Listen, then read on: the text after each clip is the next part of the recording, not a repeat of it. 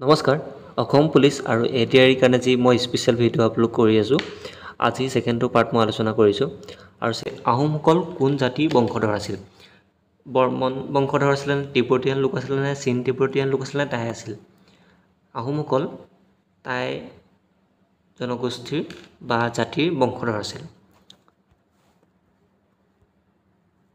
Next কুৱেশ্যনটো হৈছে হালধীয়া চৰাই বাওধান খাই বোলছবিখনৰ পৰিচালক কোন আছিল ডাইৰেক্টৰ কোন আছিল সুধিছে মাধৱ কন্দলী ভৱেন্দ্ৰ শইকীয়া জাহ্নু বৰুৱা নীলমণি ফুকন একাই এনচাৰটো হৈছে জাহ্নু বৰুৱা হৈছে হালধীয়া চৰাই বাওধান খাই বোলছবিখনৰ পৰিচালক নেক্সট কুৱেশ্যনটো হৈছে which language is used by Sankardev to written Borgeet শংকৰদেৱে বৰগীতসমূহ লিখোঁতে কোনটো ভাষা ব্যৱহাৰ কৰিছিল অসমীয়া নে সংস্কৃত নে বেংগলী নে ব্ৰজাৱলী একাই এনচাৰটো হৈছে ব্ৰজাৱলী ভাষা আৰু মাধৱদেৱে সেই ব্ৰজাৱলী ভাষাতে তেওঁ বৰগীতসমূহ লিখিছিল ২০ নম্বৰ কুৱেশ্যনটো হৈছে অসম সাহিত্য সভাৰ প্ৰথমখন অধিৱেশন ক'ত অনুষ্ঠিত হৈছিল কামৰূপত নে শিৱসাগৰত নে বৰপেটাত নে ডিব্ৰুগড় সেইটো কাৰেক্ট এনচাৰটো হ'ব শিৱসাগৰত 1917 চনত অসম সাহিত্য সভাৰ প্ৰথমখন অধিৱেশন অনুষ্ঠিত কৰিছিল আৰু সেই অধিৱেশনৰ সভাপতিত্ব কৰিছিল পদ্মনাথ গোহাঞি বৰুৱাই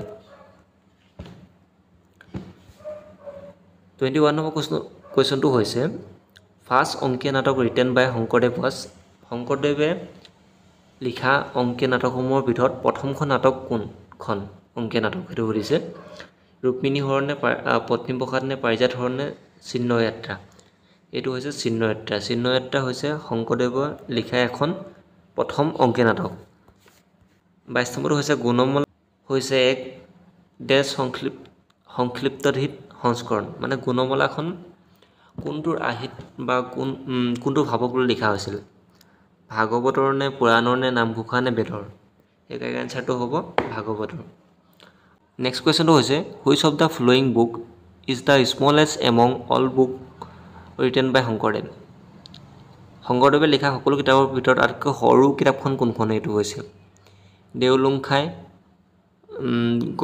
দশম গুণমালা এণ্ড উৰুলি একাই এনচাৰটো হৈছে গুণমালা এইকেইখন কাৰণ দেওলুংখাই এইখনটো ৰীতা চৌধুৰী হয় বা উৰুলি এখন বা দশম এইকেইখনটো কোনো ধৰণৰ শংকৰদেৱৰ সৃষ্টি নহয় আৰু সকলোৱে জানে যে গুণমালাখন হৈছে শংকৰদেৱৰ আটাইতকৈ সৰু এখন কিতাপ যিখনত ভাগৱতখন আটাইতকৈ সৰুকৈ তেওঁ একে ৰাতিৰ ভিতৰত লিখি মূল ভাৱটো লিখি উলিয়াইছিল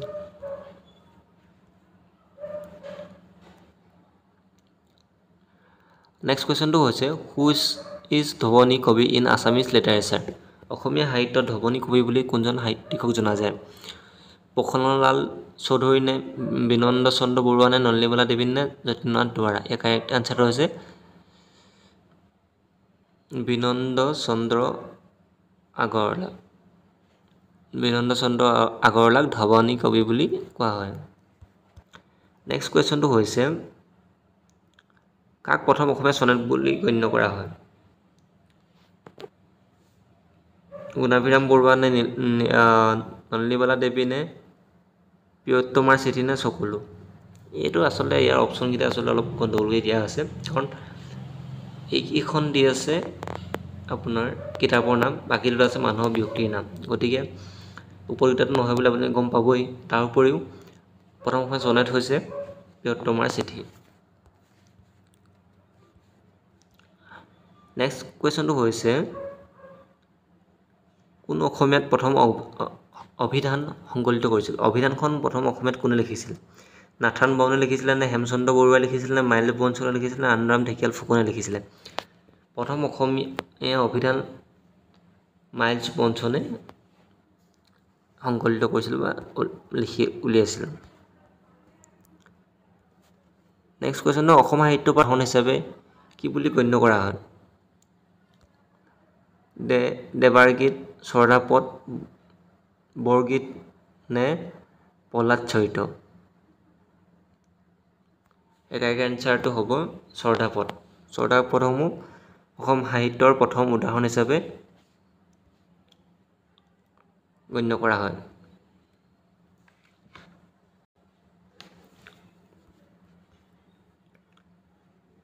28 নম্বৰ কুৱেশ্যনটো হৈছে কাঠনৰ ঘাট চুটিগল্প সংকলন কোনে ৰচনা কৰিছিল?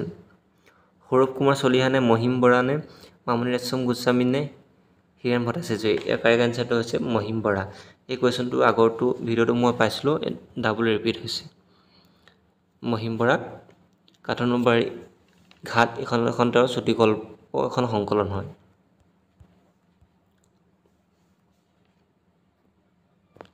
নেক্সট কুৱেশ্যনটো হৈছে what was the first Assamese children magazine? ল'ৰা বন্ধু, মৰমৰ দেউতা, ভাইটি, সুফুৰা। ইয়াৰ কাৰেক্ট এনচাৰটো হ'ব ল'ৰা বন্ধু। ল'ৰা বন্ধুখন হৈছে প্ৰথম অসমীয়া শিশু আলোচনী। নেক্সট কুৱেশ্যনটো হৈছে who was the first editor of the Assamese magazine Jonaki? Jonaki নামৰ অসমীয়া যিখন আলোচনী আছিলে সেই আলোচনীৰ প্ৰথম সম্পাদক কোন? লক্ষ্মীনাথ বেজবৰুৱা নে আনন্দৰাম ঢেকীয়াল ফুকন নে আনন্দ চন্দ্ৰ আগৰৱালা নে চন্দ্ৰকুমাৰ আগৰৱালা? ইয়াৰ কাৰেক্ট আনচাৰটো হ'ব চন্দ্ৰকুমাৰ আগৰৱালা।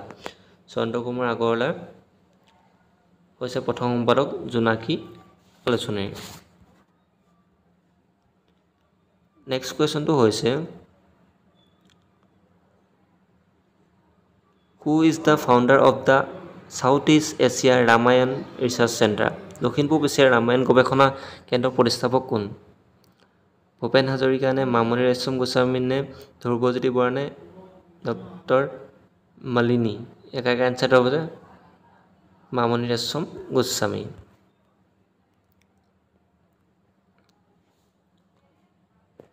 নেক্সট কুৱেশ্যনটো হৈছে who was known as Singhapurush of Assam? কাক অসমৰ সিংহপুৰুষ বুলি কোৱা হয়? ছৈয়দ আব্দুল মালিক নে ৰাধা গোবিন্দ বৰুৱা নে নীলমণি ফুকন নে নলিনীবালা দেৱী? ইয়াৰ কাৰেক্ট আনচাৰটো হৈছে ৰাধা গোবিন্দ বৰুৱা। ৰাধা গোবিন্দ বৰুৱাক অসমৰ সিংহপুৰুষ বুলি জনা যায়। নেক্সট কুৱেশ্যনটো হৈছে দ্য আছাম সাহিত্য সভা was found in the year? Assam সাহিত্য সভা কিমান চনত প্ৰতিষ্ঠা হৈছিল? 1902 নে 1917 নে 1921 নে 1912? ইয়াৰ কাৰেক্ট আনচাৰটো হ'ব 1917ত। নেক্সট কুৱেশ্যনটো হৈছে which Assamese poet is known as to Agnikobi? অগ্নিকবি বুলি কোনজন অসমীয়া কবিক জনা যায়? প্ৰিন্সি কুমাৰ বৰুৱা নে কমলাকান্ত ভট্টাচাৰ্যক নে বীণাকান্ত কাকতি নে সত্যনাথ বৰা? ইয়াৰ কাৰেক্ট আনচাৰটো হৈছে কমলাকান্ত ভট্টাচাৰ্যক। কমলাকান্ত ভট্টাচাৰ্যক অগ্নিকবি হিচাপে জনা যায়। নেক্সট কুৱেশ্যনটো হৈছে কবিতা সংকলন অলকনন্দা লিখিছিল কোনে?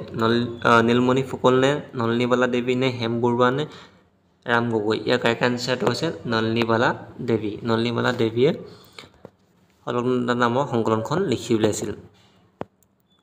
নেক্সট কুৱেশ্যনটো হৈছে সাহিত্য একাডেমী বঁটা লাভ কৰা প্ৰথমখন অসমীয়া উপন্যাস কোনখন?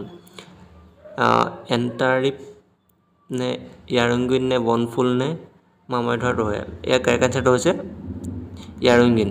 য়াৰুঙ্গীন হৈছে সাহিত্য একাডেমী বঁটা লাভ কৰা প্ৰথমখন অসমীয়া উপন্যাস।